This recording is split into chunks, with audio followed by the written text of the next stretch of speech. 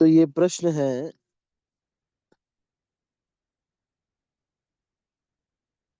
although Indra was so powerful that he could neutralize the sinful reactions of killing a Brahmana, he is repentantly accepted the reactions of with folded hands. He suffered for 1 year and then to purify himself, he distributed the reactions for this sinful killing among earth, water, trees and women.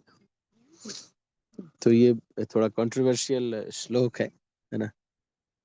तो ये पूछ रहे हैं कि ये मैं समझ नहीं पा रहा हूँ, क्या आप पूछ रहे हैं? King Indira killed a Brahmana and he can utilize the effect. Indra is neither a devotee nor a pure soul.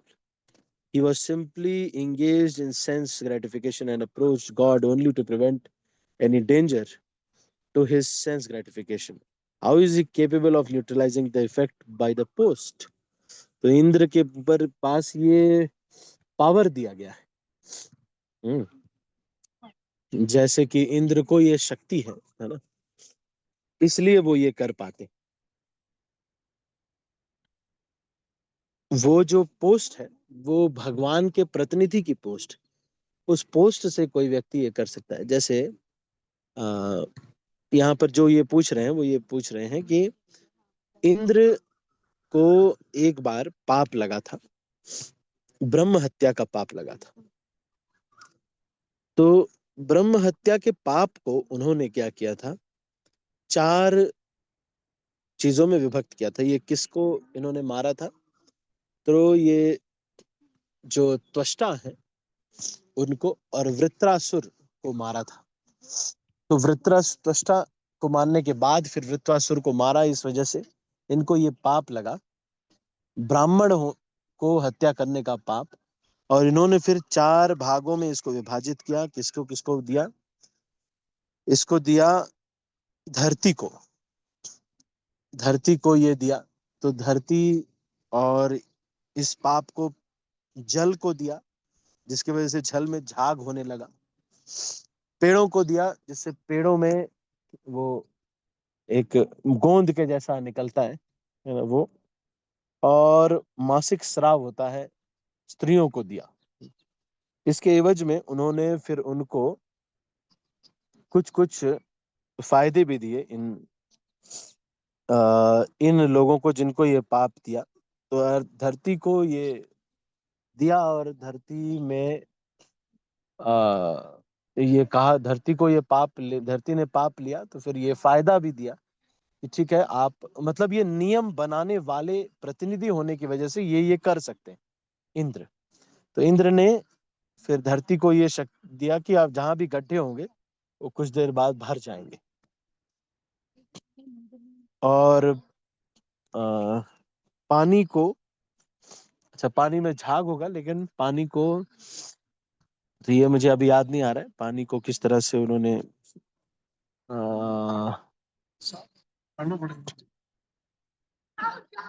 ऐसा ही कुछ था कि शेप ले लेगा, ऐसा कुछ था।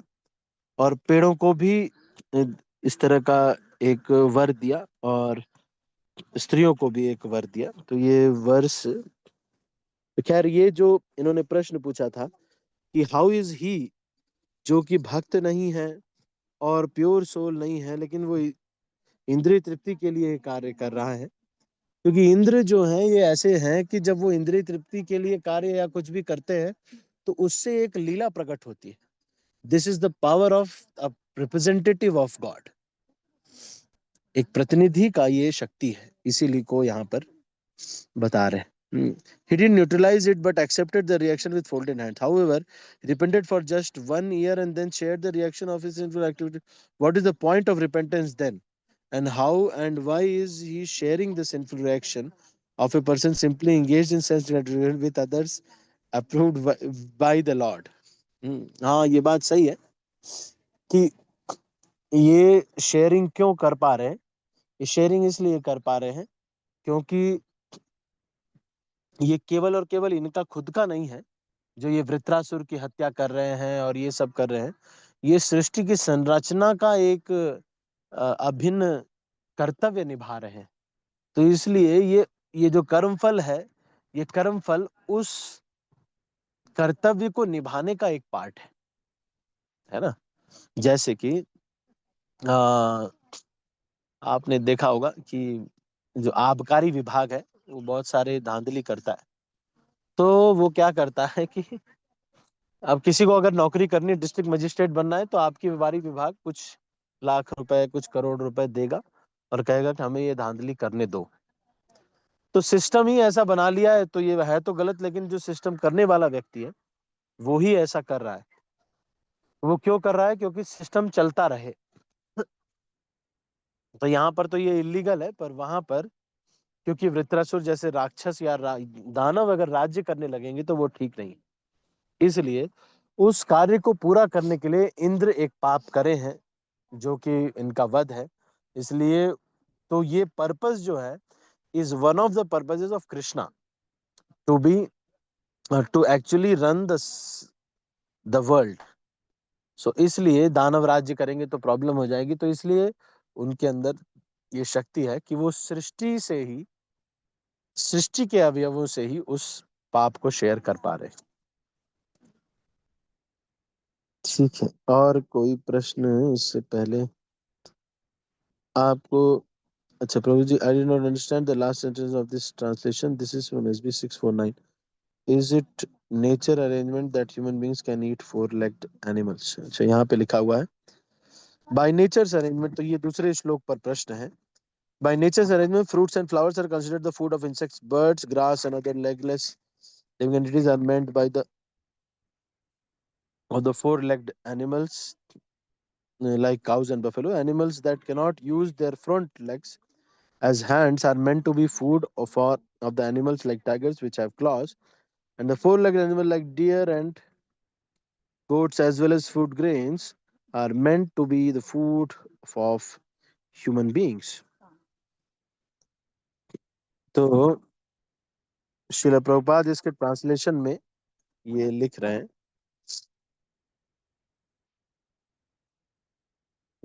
ट्रांसलेशन में नहीं, इसके परपट में लिख रहे हैं।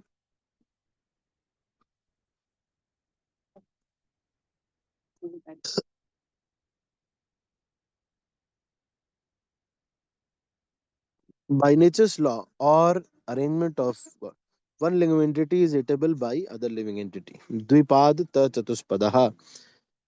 These four-legged animals are those such as deers and goats, not cows, which are meant to be protected. Generally, the men of the higher class of society, the brahmanas and kshatriyas and vaishyas, do not eat meat. तो ये मांस खाना बताया नहीं गया है। Sometimes kshatriyas go to forest to kill animals like deer because they have to learn the art of killing the some, and sometimes they eat the animals also. Shudras too eat animals such as goats. Cows, however, are never meant to be killed or eaten by human beings. तो ये sometimes के लिए बोला गया है। तो ये जो ज्ञान दिया जा रहा है ये मनुष्य के स्तर पर दिया जा रहा है कि मानव जब जैसे एक मछली है वो कीड़े खाती है ना, नहीं, लेकिन या कुत्ता है कोई, वो आप देखें गंदगी खाता है या कहीं पर कोई गिर जाएगा रोटी खाता है। लेकिन जो कुत्ता किसी ने पाल लिया है वो तो दूध रोटी खाता है, वो तो पेडिग्री वाला वो खाता है। तो वो जो सिविलाइज्ड ह्यूमन बीइंग से नीचे वाला ह्यूमन ह्यूमन है, मतलब जस्ट एक ह्यूमन योनि मिली उसको, लेकिन वो सिविलाइज्ड नहीं है। तो उसके लिए कहा गया है कि अगर उसको ये जरूरत पड़ जाती है तो वो ये खा सकता है। मतलब this is not for civilised. अब जो सिविलाइज्ड है उसके लिए फिर अनाज है, संस्कार हैं, जो भी है वो उसके अनुसार वो करता है। अब जो भक्त है वो भगवान को अर्पित प्रसाद ग्रहण करता है। तो ये कभी कभी के लिए कुछ परिस्थिति में इंसान के स्तर पर ये अलाउड किया गया। आप समझ रहे? तो this instruction is for very low species in the human beings as well, कि वो ये लेवल पे अगर कोई जाता है तो ये वो कर सकता है। लेकिन इससे ऊपर ही रहेंगे जो वर्णाश्रम का पालन करेंगे वो लोग। ठीक है, तो ये एक चीज था यहाँ पर। have many tendencies in the world, but human life one is meant to learn how to curb those tendencies. Those who desire to eat meat may satisfy the demands of tongue by eating lower animals, but they should never kill. तो जिन लोगों को ये इच्छा हो रही है बहुत मांस खाने की, तो वो लोग फिर इस प्रकार का एक यज्ञ करके, एक ये करके फिर हम इसको करते, फिर कोई कर सकता है। लेकिन शास्त्रों में स्पेशली और भी तो स्टेटमेंट है, जैसे मान लीजिए कि कोई कह सकता है कि ये स्टेटमेंट एक लिखा हुआ है, ऐसे और भी तो बहुत सारे स्टेटमेंट है। क्या लिखा हुआ है? और भी स्टेटमेंट्स हैं कि जो लोग मांस खाते हैं वो लोग नरक को जाते हैं। अभी भागवतम में और भी स्टेटमेंट्स आते हैं। तो केवल इसी स्टेटमेंट से इसको परीक्षा लेना ठीक नहीं। जैसे एक जगह कुछ कह दिया, लेकिन पूरे भागवतम में तो ये नहीं कहा गया। पूरे भागवतम में तो मांस खाना मना किया गया। एक बार एक व्यक्ति ने मुझसे कहा कि प्रभु जी, राम जी ने मांस खाया, शास्त्रों में लिखा हुआ है, रामायण में। तो मैंने कहा कि मांस जो वो कहा गया है, वो तो अमिश वर्ड यूज किया गया है। वो एक बड़हर नाम का एक फल होता है, उसके अंदर का जो गुदा होता है, फल का गुदा, जो वो खाने के लिए आमिष को बोला गया है। और ये जो म, ये दाल है, उसको भी ऐसे बोला जाता है कई बार। लेकिन ये तो एक ही बार बोला गया है, और जगह पे तो और भी चीजें बोली गई हैं।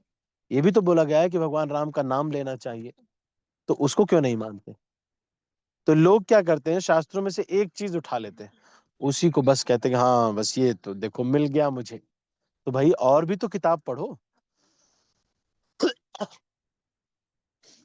अगर रामायण में कुछ एक चीज आपको मिल जाती है, उससे हम एकदम कुछ कहने लगते हैं। जैसे भगवत गीता में एक श्लोक आता है, ओम इति अक्षर, ऐसे करके एक श्लोक आता है, उसमें बताते हैं कि व्यक्ति को ओम का ध्यान करना चाहिए।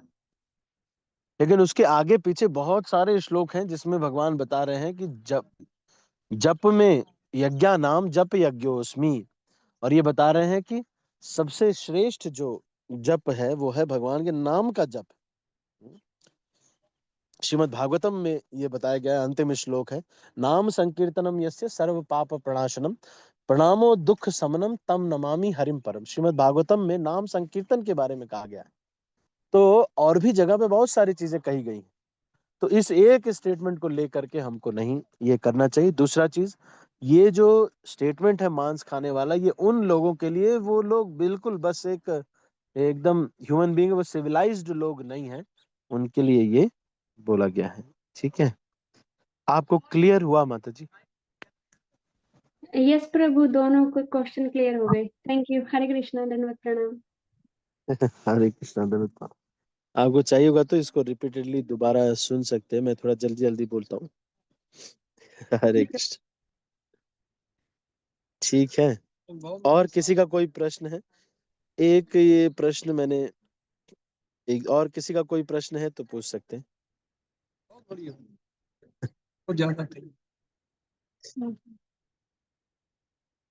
एनी अदर क्वेश्चंस और कमेंट्स, किसी के कोई अगर प्रश्न हो? एक दो जो चीजें आजकल समसामयिक चल रही हैं, मैंने आपको बताया, कई लोग राधा नाम का जप करते हैं। मैंने इसको पहले भी बताया कि शास्त्रों के अनुसार हमको जीना चाहिए। हाँ ये बात सही, कुछ लोगों को किसी ने बोला है तो वो कर सकते हैं, लेकिन ये जो बहुत अच्छा रहेगा कि हम शास्त्रों से इसको ले करके करें। तो इसलिए शास्त्रों में अगर हरे कृष्ण कृष्ण कृष्ण हरे हरे, हरे राम राम राम हरे हरे लिखा गया है तो कर लेना चाहिए। क्योंकि फिर हमारा कम से कम एक सिद्धांत तो मेंटेन रहेगा, हमारे पास एक कुछ तो रहेगा जिससे हम चेक कर पाएंगे। एक बार एक व्यक्ति के घर पे जगन्नाथ जी दूध पीने लगे।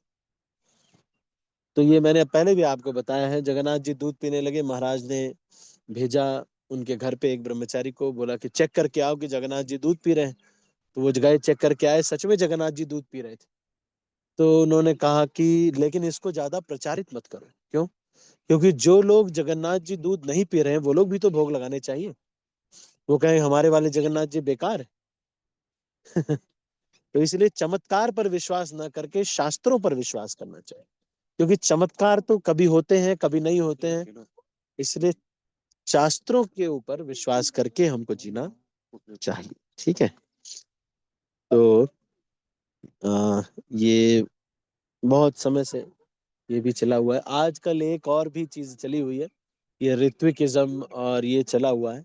आप सब लोग को मैं बता दूं ये जो प्रॉपर्टी है ये प्रभुपाद जी को दान में मिली थी।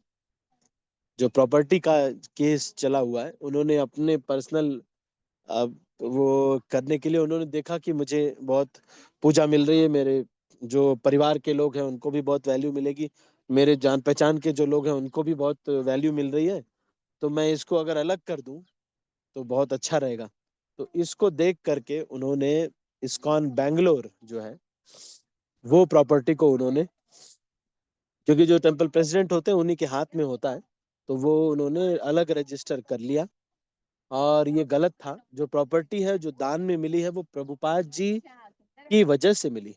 शिल प्रभुपाद जी और इस्कॉन को जो कुछ भी मिलता है, या हम ब्रह्मचारियों को भी जो कुछ भी लोग आदर देते हैं, सम्मान देते हैं, इनफैक्ट एक पेन भी देते हैं, तो वो सब भगवान की कृपा की वजह से, भगवान की वजह से और इस वैदिक संस्कृति की वजह से मिलता है।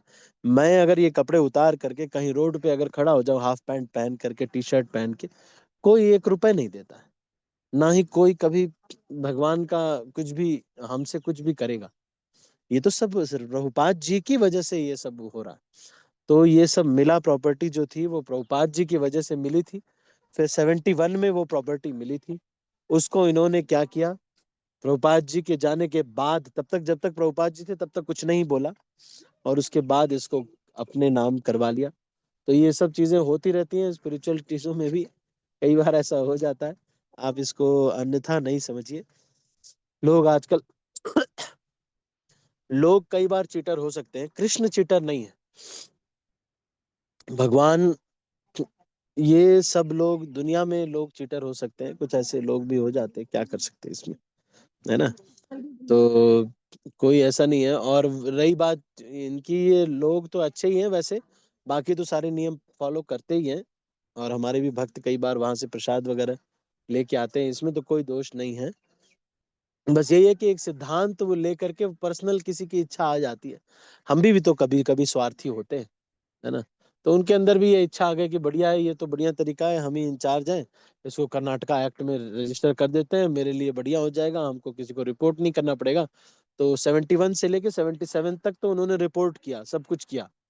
फिर उसके बाद उन्होंने सोचा कि ये अब बढ़िया रहेगा हमारे लिए, हम इसको अलग कर देते हैं। फिर अपने परिवार, घर परिवार चलाने के लिए थोड़ा वो मिलता है, सम्मान मिलता है, ये सब चीज के लिए व्यक्ति फंस जाता है। और ऐसा कुछ भी नहीं है, लोग अच्छे भी होते हैं, साथ में ये भी तो रहता है, हम भी तो ऐसे ही हैं।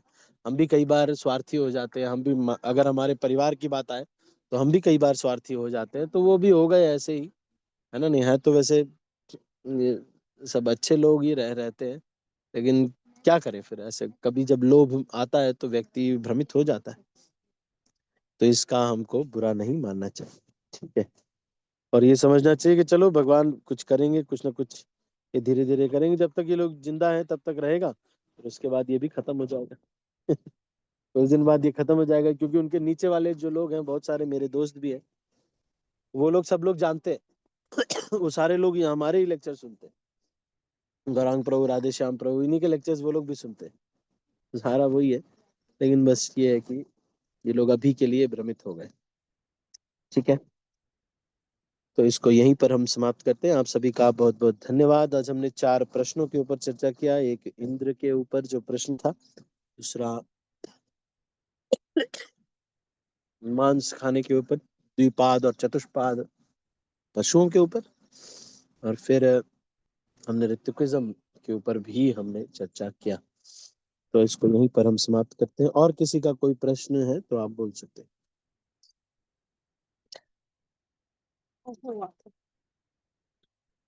ठीक है, इसको अभी यहीं पर समाप्त करते हैं। आप सभी भक्तों का बहुत बहुत धन्यवाद।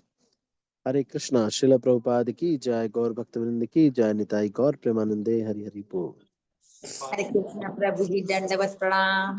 प्रणाम। हरे कृष्णा प्रभु जी, दंडवत प्रणाम। हरे कृष्णा हरे कृष्णा माता जी, प्रभु जी सभी को दंडवत प्रणाम। प्रणाम। हरे कृष्णा प्रभु जी।